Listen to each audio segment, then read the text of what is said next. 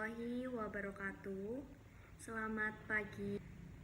Yang terhormat Bapak Hari Karyono MPD selaku dosen pengampuh mata kuliah Manajemen Pendidikan dan teman-teman sekalian. Kami dari kelompok 11 akan mempresentasikan hasil kerja kelompok kami, yaitu tentang manajemen layanan khusus. Nama anggota kelompok kami yaitu Elsa Anggita Ari dengan NIM 208000235 dan saya sendiri Yulia Eka Rahmayanti dengan NIM 208000020. Pengertian manajemen layanan khusus. Manajemen layanan khusus adalah kegiatan memberikan pelayanan kebutuhan kepada peserta didik untuk menunjang kegiatan pembelajaran agar tujuan pendidikan bisa tercapai secara efektif dan efisien. Jenis-jenis manajemen layanan khusus. 1. Layanan perpustakaan. Perpustakaan merupakan unit yang memberikan layanan kepada peserta didik untuk membantu dan menunjang proses pembelajaran, melayani informasi-informasi yang dibutuhkan, serta memberikan layanan kreatif melalui bahan pustaka. Fungsi dari perpustakaan sekolah ialah yang pertama, fungsi pendidikan, yaitu untuk menambah pengetahuan atau mempelajari kembali materi pelajaran yang telah diberikan oleh guru di kelas. Yang kedua, fungsi informasi, yaitu guna mencari informasi terkait suatu pengetahuan atau pembelajaran. Yang ketiga, fungsi rekreasi, yaitu memberikan kesempatan bagi siswa dan guru untuk menikmati bahan yang ada. Dan yang keempat, fungsi penelitian, yaitu menggunakan perpustakaan sebagai jawaban terhadap berbagai pertanyaan ilmiah. 2. Layanan kesehatan. UKS adalah usaha kesehatan masyarakat yang dijalankan sekolah dalam rangka untuk menangani persoalan yang berkaitan dengan kesehatan. Tujuan umum meningkatkan kemampuan perilaku hidup sehat bagi warga sekolah guna mengoptimalkan pertumbuhan dan perkembangan lingkungan yang harmonis dan optimal. Tujuan khusus memupuk kebiasaan hidup bersih dan sehat serta meningkatkan derajat kesehatan peserta didik. 3. Layanan asrama. Bagi para peserta didik, khususnya jenjang pendidikan menengah dan pendidikan tinggi, terutama bagi mereka yang jauh dari orang tuanya, diperlukan asrama. Selain memanfaatkan untuk peserta didik, asrama juga mempunyai manfaat bagi para pendidik dan petugas asrama tersebut. Layanan bimbingan dan konseling. Layanan dan bimbingan konseling ini merupakan proses bantuan yang diberikan pada siswa tentang adanya masalah yang dihadapi dalam rangka perkembangan yang optimal agar sesuai dengan tuntutan dan situasi lingkungan sekolah, keluarga, dan masyarakat. Layanan kafetaria atau biasa disebut dengan kantin.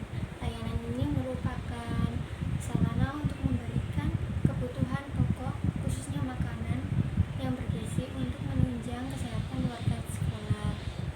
Layanan makanan dan minuman ini dibutuhkan oleh peserta didik di sela-sela mengikuti pembelajaran di sekolah karena sesuai dengan daya jangkau peserta didik. Hal-hal yang harus diperhatikan dalam manajemen kafetaria yaitu yang pertama ada manajemen kantin sekolah, harus menjaga kesehatan atau higienitas masakan-masakan yang dijajakan pada siswa.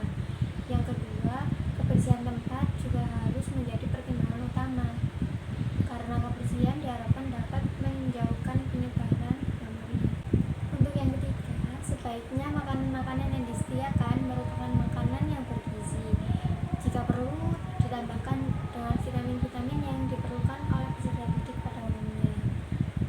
Yang keempat adalah harga makanan hendaknya dapat jangkau atau sesuai kondisi ekonomi peserta didik. Layanan khusus laboratorium. Layanan khusus laboratorium ini merupakan suatu tempat yang digunakan dan penunjang proses belajar yang mengajar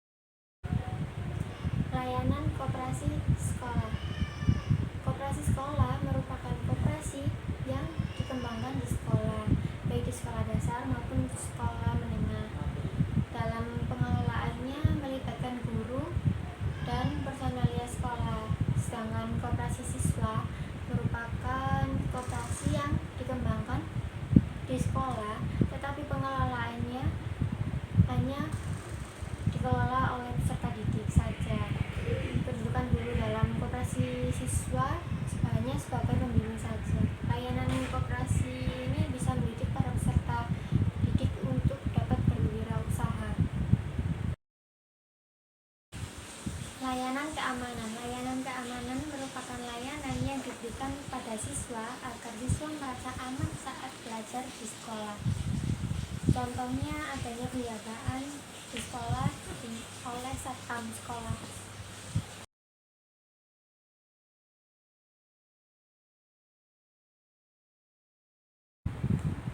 Substansi manajemen pelayanan khusus berdasarkan proses manajemen terbagi menjadi 4 macam. Yang pertama, perencanaan berupa analisis kebutuhan dan penyusunan program layanan khusus. Yang kedua, pengorganisasian berupa pembagian tugas untuk melaksanakan pelayanan khusus. Yang ketiga, ada penggerakan berupa pengaturan dalam pelaksanaan layanan khusus. Yang keempat, ada pengawasan berupa pemantauan program layanan khusus dan penilaian kinerja program layanan khusus di sekolah. Maksud dan tujuan manajemen layanan khusus. Layanan khusus ini diselenggarakan di sekolah dengan maksud memperlancar pengajaran yang ada di sekolah dalam rangka mencapai tujuan pendidikan di sekolah serta bisa memenuhi kebutuhan khusus siswa. Prinsip-prinsip manajemen layanan khusus di sekolah terbagi menjadi 3 macam. Yang pertama, ada prinsip-prinsip yang berhubungan dengan siswa yang dibimbing. Yang kedua, prinsip-prinsip yang berhubungan dengan pembimbing. Yang ketiga, prinsip-prinsip yang berhubungan dengan organisasi dan administrasi bimbingan. Kesimpulan, manajemen layanan khusus di sekolah merupakan bagian penting dalam manajemen berbasis sekolah atau biasa disebut dengan MBS yang efektif dan efisien. Manajemen layanan khusus dianggap sangat penting dalam perwujudan pendidikan. Manajemen layanan khusus di sekolah ditetapkan dan diorganisasikan untuk memudahkan atau memperlancar pembelajaran serta dapat memenuhi kebutuhan khusus siswa di sekolah. Sekian dari kelompok kami. Mohon maaf apabila ada kesalahan. Wassalamualaikum warahmatullahi wabarakatuh.